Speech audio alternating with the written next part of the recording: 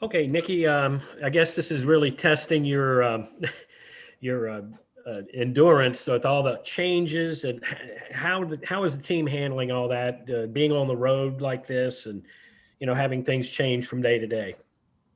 Well, I think the one thing that this team realizes is that you control the controllables, and we're just taking each day and making sure that we have them ready and prepared. We want to make sure too that we max out each day, and so that's what we've been able to do. We've still been practicing, still working on us, getting us ready, and just and you just got to keep moving forward and not staying still, and that's just what we do. All of these student athletes, one time or another in their lives, there's going to be some change, and you got to understand change is not a bad thing. It's just something different, and that's how we've approached every day. Is just really appreciating the fact that we can get in the gym, and we can play and can still compete and get better. What are your concerns coming out of the South Carolina game and going into Kentucky? What did y'all? What were your issues against South Carolina? Well, it's really hard to rebound with South Carolina. A big stat that jumps out at me was the fact that they had 23 second chance points to our 8. And there's the game. And so we came back and we watched every offensive rebound that they got. And we said, look, guys, we've got to be tougher. This SEC schedule that we have to finish out the rest of the season, we're not going to face anybody that's soft. There's no such thing in this league. And I thought South Carolina did a really good job of just controlling the boards and getting themselves second opportunities, third opportunities, and that's where we fell short. Not only did we have that bad quarter, but you can have a bad quarter, but that don't mean you have to be a bad rebounding team. And so just correcting that and putting a lot of focus and emphasis on that. And I thought we have had some really good practices with that being emphasized. Are you looking at the same difficulties at Kentucky? Are they as good a rebounding team or in the same league? Well, they're a good rebounding team, but South Carolina is really good. You still got to keep Kentucky off the boards. They do a really nice job of really following their shots. They're one of the teams that if Orion Howard misses, she'll follow. So you got to really be aware of the extra effort that they put forth, and keeping their bigs off the boards is going to be key. I think in this league, we all understand that, our defense is going to be tough. We're going to guard you first pass, second pass, but you got to finish off your defense. Offensively, we're going to have to really push tempo and try to get more transition looks. We need that ball to go in the hole early and fast. And that's going to be something that we focus in and have been focusing on, is how can we become a better transition team.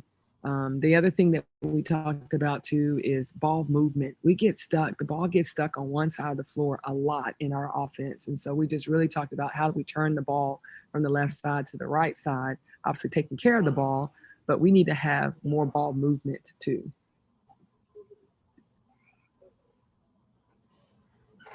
Well, hey, Coach, hope everything's going well for you. From a kind of a big picture standpoint, obviously the objective is to play with the chance to get back to the NCAA tournament.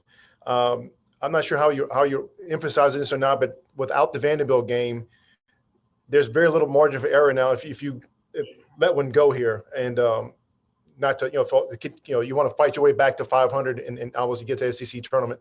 How are you approaching this with the kids as far as that's your goal and you really can't afford to maybe drop one here? Well, you definitely have to know where you stand. And one of the things that we focus in on is being where your feet are right now, and how do we be the best team we can be on this day, and let your record speak for itself in the fact that you've been able to beat some really good teams in our league. We've been in a lot of the games that we have lost, But this also is an interesting year because, like you mentioned, we don't play Vanderbilt, and that's a team that three other teams have got to win, and that's a W in their column, and none of us can make that up. So that's three. That puts those teams that did get to play Vanderbilt. That's a plus for them. That doesn't help the rest of us, but it did play in their favor, and that's just how the schedule went. That's just how things went for Vanderbilt women's basketball, and you just again you don't allow distractions to seep in. And one of the things that we want to do is we're in a really good position right now. We're still in the top of our league. We're sitting here in a three-way tie in fifth place. And so to me, these next few games, they're critical in the standings, because there's a group of us that are just bunched together, and you want to keep positioning yourself to finish in the top four. And our kids know that. We're sitting right now 2 games off of third. You got Georgia and Kentucky, both with 8 wins. And then there's that cluster of us, Tennessee, Alabama with 6 wins. But I think this team, the best thing that we can do is play, these games like they're our last. Like, don't leave anything to chance. Give everything you got, and let the chips fall as they may in the standings. But we can't add more games to our schedule. We're not trying to take games away from our schedule. We just got to play our game, and we got to play our game no matter, we know we got 3 on the schedule and an SEC game. So just by scheduling, we got 4 more games, guys, that we know we have left. So let's do the best we can in executing and winning those games that we definitely have marked on our schedule. I'm not sure if this was related to Iowa's injury, not being part of the team with South Carolina last week, but you extended your bench a little bit more than usual. Obviously, Ryan was able to play for the first time, but you gave some other girls some minutes. Is that something you would like to continue doing, or were you shortened that Iowa's back? Well, I would like to continue to explore that. I'm glad we do have Iowa back.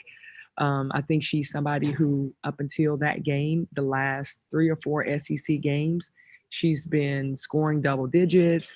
She's been rebounding better, and we need that. We still need every person available. And just when your number is called, my thing is be ready. Be ready. And we've got some young players on our team, so I was glad that they were able to go into that environment and play at South Carolina and compete. I thought Treasure Thompson came in and she had a couple of good looks at the basket, and if those two layups fall for her, I mean, that's a positive. I was just glad that we had players that were ready, and we got a chance to see Ryan, and she was a little deer in headlights, but she's going to be a player for us. And so again, we're always building and thinking, how can we build for the future? And that's one way we can do that too, by giving them those moments out of South Carolina, playing against Kentucky, playing against, I love trying to give them those opportunities. I'm sure it had to be nice to see, Sarah's shot fall for you. And maybe that could be something you can build on, or she can build on. Yeah, she hit a couple of threes, and that was big. I think it was big for her confidence too.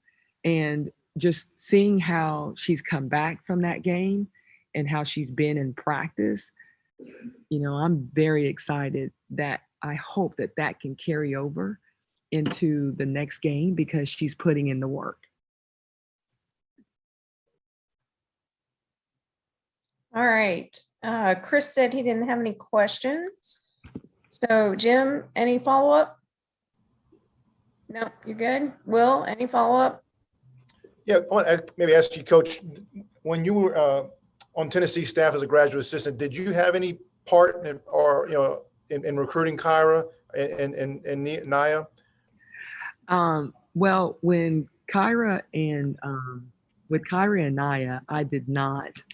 But you know, I've followed and stayed in touch with both of them. I remember going out to UCLA and Naya was the head coach at Arizona, and I think what's so special about playing for someone like Coach Summit, she made players feel like whatever generation you came through or in college. You know, I was there in the 90s, and they obviously came some years later. But you always was rooting for each other. And I like the fact that you know, Elsie and it's cool to see both of them together. But I came after they had graduated. Um, it was Host Call's senior year, and when I came back as a GA, so I got a chance to I knew who they were, obviously coaching at Virginia, but I got a chance to watch and see two unbelievable players that sacrificed and defended and rebounded and did all the small things, and to see, you know, Elsie and Butts as teammates, coaching together as teammates, I think is pretty special. And they and you know, again, I have continued and always have rooted for them, as we all do for each other, and so continue to do so. And I'm wishing everybody the best. And just lastly, maybe size up the matchup a little bit. You know, they don't have a big like Faustine in the middle, but they've got, you know, pretty, looks like balanced scoring. You know, Howard's looks like she's a load. You know, they kind of get up in the middle 70s, so they like to score a little bit more, maybe more than you do. What's this matchup look like, and some things that you're gonna have to be cognizant of? Well, I mean, you're gonna have to know where Ryan Howard is at all times. I mean, this kid is pretty special. She's clearly one of the best players in the country and should be recognized as so, not only in our league, but she should be recognized nationally as well. So when you're talking about All-Americans, you're talking about a first-round draft pick, that's Ryan Howard. And so again, knowing where she's at and trying to make it as tough as you possibly can. But Patterson has been playing really well too. I think the move of moving Massengill to the point and putting Patterson and Howard on the wings have really played into the style that Kyra likes to play. And to see that change, that's the growth of a coach, right? And they have great and hardworking post players. They may not be the 6'5", 6'4" Leah Boston, Victoria Saxton, but they play bigger than what they are. And so again, it's going to be an opportunity for us to go head to head with a really good basketball team and see where we measure up.